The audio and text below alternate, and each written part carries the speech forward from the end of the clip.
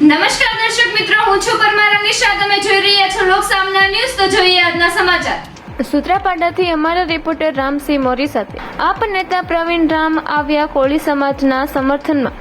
રાજકોટ કોળી સમાજના યુવાન પર થયેલા અત્યાચાર બાબતે કિસાન નેતા પ્રવીણ રામે આપી પ્રતિક્રિયા. જવાબદાર અધિકારીઓને જેલના સળિયા પાછળ ધકેલવા કરી ઉગ્ર માંગ. હળદરની ઘટનામાં પણ પોલીસ અધિકારીએ કોળી સમાજના યુવાનને 150થી વધારે ધોકાઓ મારી કર્યો હતો અત્યાચાર. નમસ્કાર મિત્રો, તાજેતરમાં રાજકોટની અંદર એક કોળી સમાજના યુવાન ઉપર એક આઈપીએસ અધિકારીએ બર્બરતાપૂર્વક અત્યાચાર કર્યો હોય એવી એક ઘટના સામે આવી છે. એ કોળી સમાજના યુવાનના કહેવા મુજબ એમને તપાસના નામે બોલાવી, એમને નિર્વસ્ત્ર કરી, ઊંધા લટકાવી અને એમની ઉપર અત્યાચાર કરવામાં આવ્યો. 3 થી 4 કલાક સુધી એમની ઉપર અત્યાચાર કરવામાં આવ્યો અને અમુક ઘટનાઓ તેમની સાથે એવી કરવામાં આવી કે જેમની જાહેરમાં ચર્ચાઓ પણ ન થઈ શકે.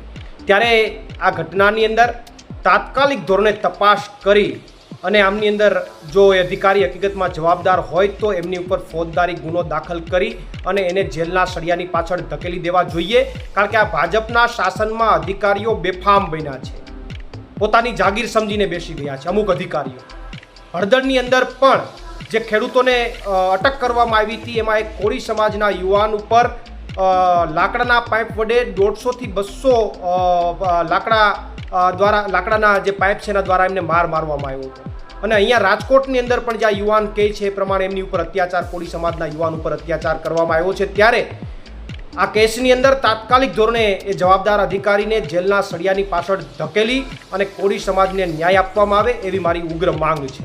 પ્રવીણ રામ, પ્રદેશ ફ્રન્ટલ અધ્યક્ષ, આમ આદમી પાર્ટી. તો ફરી મળીશું એક નવા સમાચાર સાથે. ત્યાં સુધી જોતા રહો લોક સામના ન્યૂઝ.